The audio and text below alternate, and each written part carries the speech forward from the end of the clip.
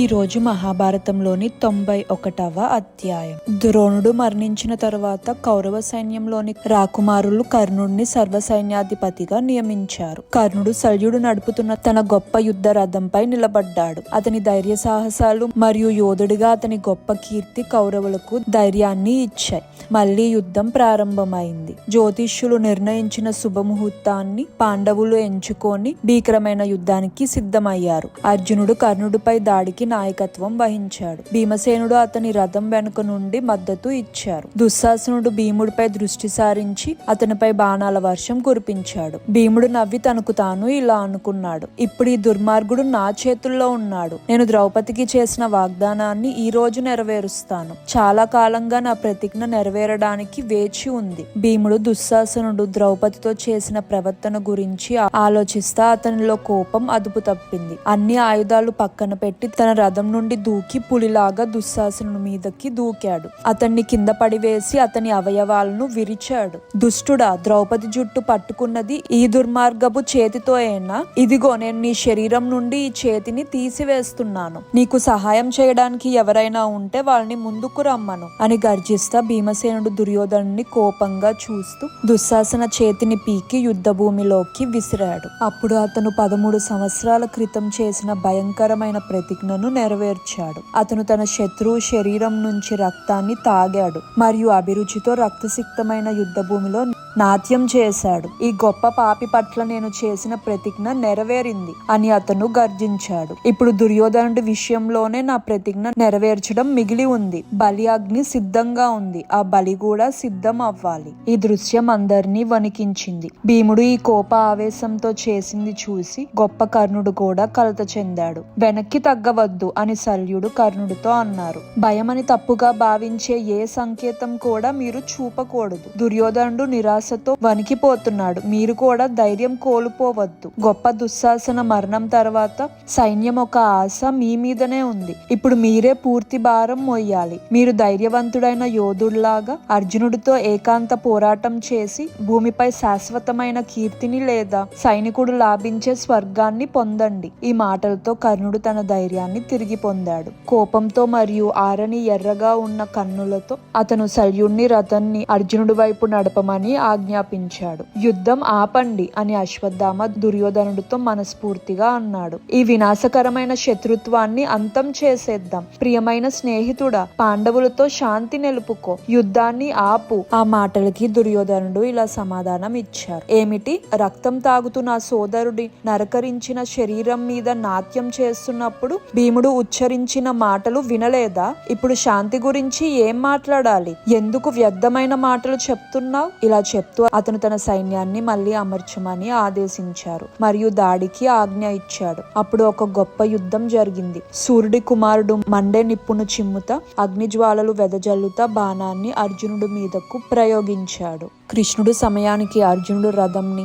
లోతు బురదలోకి దించారు. అందువలన ఆ బాణం అర్జునుడి తలను ధృతిలో తప్పించుకుంది. కానీ అతని కిరీటాన్ని కొట్టి పడేసింది. అర్జునుడు కోపంతో మరియు సిగ్గుతో నిండిపోయాడు మరియు కర్ణుడిని సంహరించడానికి తన విల్లుపై ఒక బాణాన్ని స్థాపించాడు. కర్ణుడు విధి సమయం వచ్చింది. అతని రథం ఒక ఎడమ చక్రం అకస్మాత్తుగా రక్తసిక్తమైన బురదలో ఇరుక్కుపోయింది. అతను చక్రాన్ని బురద నుండి పైకి ఎత్తడానికి నేలపైకి దూకాడు. ఒక నిమిషం ఆగండి అని అరిచాడు. నా రథం నేలలో మునిగిపోయింది. మీరు గొప్ప యోధుడు, ధర్మం తెలిసిన వారు. నన్ను ఈ పరిస్థితిలో చూసి అన్యాయంగా ప్రయోజనం పొందరు. నేను వెంటనే నా రథాన్ని సరిచేస్తాను మరియు మీకు కావాల్సిన యుద్ధాన్ని ఇస్తాను. అర్జునుడు సంకోచించారు. కర్ణుడు ఇప్పుడు ఈ దురదృష్టం కారణంగా కొంత కలవరపడ్డాడు. అతనిపై ఉచ్చరించిన శాపాన్ని గుర్తు తెచ్చుకొని అర్జునుడి న్యాయబుద్ధికి మళ్ళా విజ్ఞప్తి చేశాడు. కృష్ణుడు అడ్డుకున్నారు. కర్ణ, నీకు కూడా న్యాయం మరియు వీరోచితమైన గుణాలు గుర్తుకు వచ్చాయా?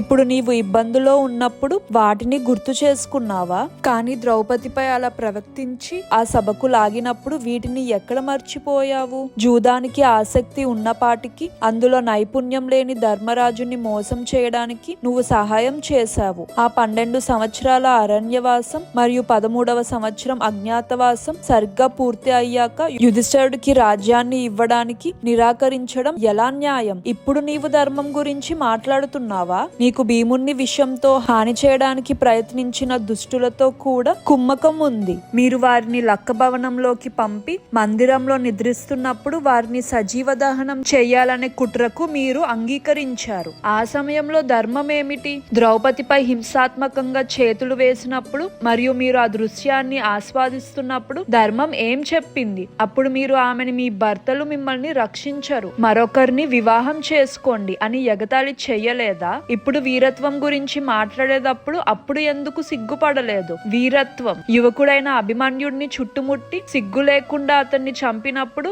ఏది ఆ వీరత్వం? దుష్టుడా? వీరత్వం మరియు న్యాయం గురించి మాట్లాడవద్దు, ఎందుకంటే మీరు వాటిని ఎప్పుడూ గౌరవించలేదు. కృష్ణుడు చెప్పిన ఈ మాటలకు కర్ణుడు సిగ్గుతో తల వంచుకున్నాడు మరియు ఒక్క మాట కూడా అనలేదు. కర్ణుడు నిశ్శబ్దంగా రథం ఎక్కి చక్రం ఇంకా బురదలో చిక్కుకొని ఉన్నా గాని తన విల్లుని తీసుకొని అర్జునుడి మీద బాణాన్ని ప్రయోగించాడు. అది అర్జునుడిని కొంతకాలం అయోమయానికి గురి చేసింది. కర్ణుడు ఈ అవకాశాన్ని సద్వినియోగం చేసుకోవడానికి మళ్ళీ దూకి చక్రాన్ని పైకి ఎత్తడానికి ప్రయత్నించాడు. కానీ శాపం అతనిపై బలంగా ఉంది మరియు అతను తన పూర్తి బలంతో ప్రయత్నించినా కూడా చక్రం కదలలేదు. అప్పుడు అతను పరశురాముడి నుండి నేర్చుకున్న శక్తివంతమైన ఆయుధాలు మంత్రాలు గుర్తు చేసుకోవడానికి ప్రయత్నించాడు. కానీ పరశురాముడు ముందు చెప్పిన విధంగా అతని జ్ఞాపక శక్తి అతనికి అవసరమైన సమయంలో విఫలమైంది. సమయం వృధా చేయవద్దు అర్జున అని మాధవుడు అరిచాడు. నీ బాణాన్ని పంపించు మరియు నీ దుష్ట శత్రువుని చంపు.